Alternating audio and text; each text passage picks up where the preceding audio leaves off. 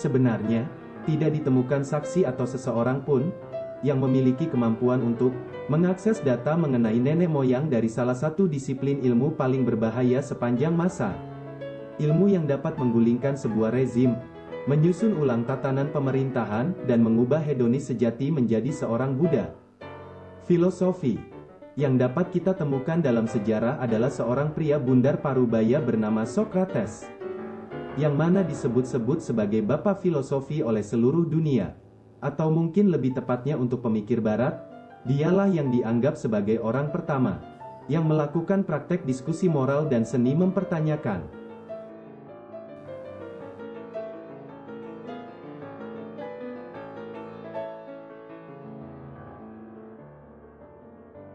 Maka, aksi perlente macam apa yang Bung Socrates lakukan?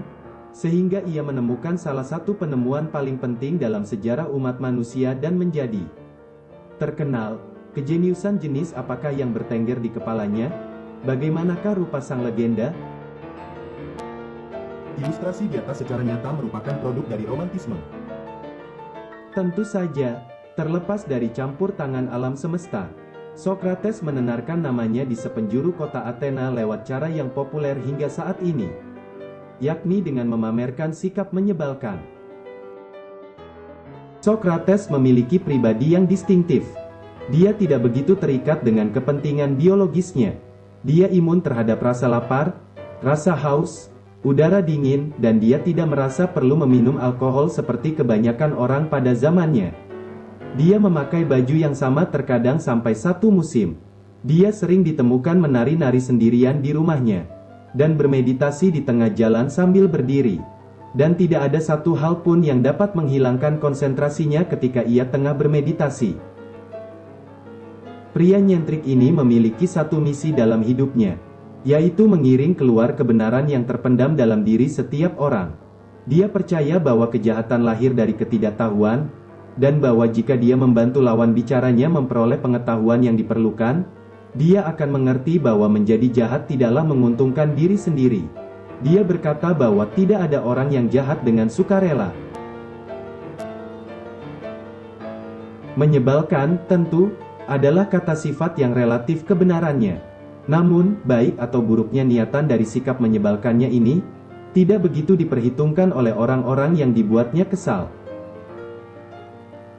Pertama-tama, mari kita telaah terlebih dahulu suatu masa di mana dia baru memulai karirnya sebagai manusia. Socrates lahir sekitar tahun 479 sebelum Masehi, dan tidaklah dilahirkan dari keluarga yang berkecukupan. Tidak pula mendapat pendidikan elit dari seorang bangsawan. Ayahnya adalah seorang pemahat dan ibunya adalah seorang bidan. Pendidikan yang ia enyam adalah secukupnya, dan sebagaimana wajarnya, ia mewarisi pekerjaan ayahnya dan dikabarkan merupakan seniman yang lumayan. Kemudian, tentu, sebagaimana masa-masa hebat yang mencipta pemikir-pemikir besar, negeri-negeri mengadakan peperangan. Socrates ikut serta di dalamnya sebagai representasi dari Yunani, dan menjadi tentara yang berani dan berprestasi. Di usia 50-an, ia menikah dengan Xantippe, melanjutkan hidupnya yang melarat di tengah-tengah runtuhnya masa keemasan Athena, yang menyebabkan kemerosotan moral di banyak kalangan. Suatu ketika, temannya, Charupon bertanya kepada seorang peramal apakah ada orang yang lebih bijak daripada Socrates. Dan peramal itu berkata tidak ada. Ramalan ini membuat Socrates terkaget-kaget dan bingung. Hal ini tidak mungkin benar. Dia tidak merasa dirinya bijaksana. Ia berpikir dan berpikir lagi, dan ia kemudian yakin bahwa si peramal pasti keliru. Yang ia maksudkan mungkin adalah Socrates lain di kota itu. Dia pun mencoba untuk membuktikan kesalahan ini dan mencari Socrates yang dimaksud, dengan bertanya pada orang-orang di kota soal kualitas kebijaksanaan mereka. Dan disinilah, saga epiknya dimulai. Maka, berkeliaranlah seorang pria pendek bergaya pengemis, dengan sepasang mata mengerikan dan bebauan yang tidak begitu menggembirakan di kota. Mendatangi setiap orang terkemuka yang kearifannya sudah masyhur, dan mencecar mereka dengan berbagai pertanyaan di publik. Sokrates menemukan bahwa orang-orang ini memang tidak lebih bijaksana darinya. Karena ketika dia menyadari dan mengakui bahwa dirinya tidak mengetahui apa-apa, mereka tidak demikian, mereka berpendapat bahwa mereka bijak dan berpengetahuan. Hasilnya, banyak negarawan, penyair, dan seniman besar yang dipermalukannya di depan umum, dan hal ini membuat mereka marah. Mereka menyebutnya sebagai pengganggu gila. Namun, anak-anak muda tertarik dengan pendekatannya yang berani itu. Mereka kemudian menemukan pemikiran-pemikirannya soal demokrasi dan moral menarik. Mereka pun mengikutinya kemana-mana dan menjadi muridnya. Begitulah, ia melihat hal ini sebagai kesempatan untuk memperbaiki moral bangsa. Metode yang ia pakai untuk mengajar disebut pedagogi, di mana murid-muridnya mendapatkan pengetahuan, jawaban atas usaha mereka sendiri, lewat serangkaian pertanyaan. Salah satu murid terkenalnya, yang juga berperan dalam menyebar namanya sehingga dikenal di sepenjuru dunia adalah Plato. Lewat manuskrip-manuskripnya ia menulis tentang Sokrates. Karena sang guru tidak pernah meninggalkan tulisan dalam bentuk apapun.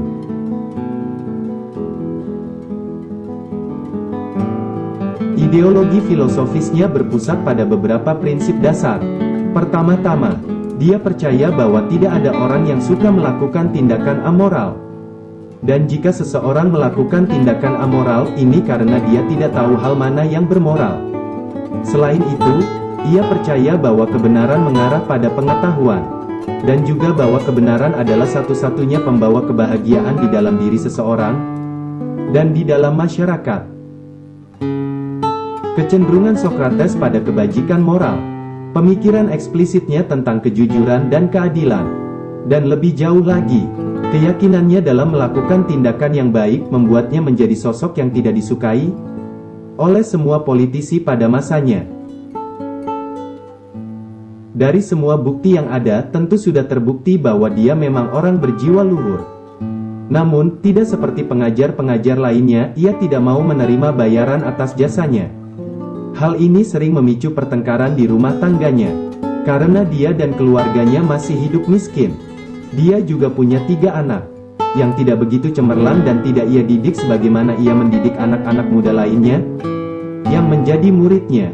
Namun terlepas dari kehidupan rumah tangganya yang kurang indah, Sokrates dan istrinya tetap saling mencintai dengan cara mereka sendiri. Tentu, tidak ada manusia yang sempurna.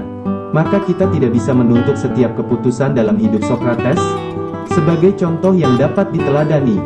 Namun sejarah setuju bahwa ia memiliki selera humor yang baik.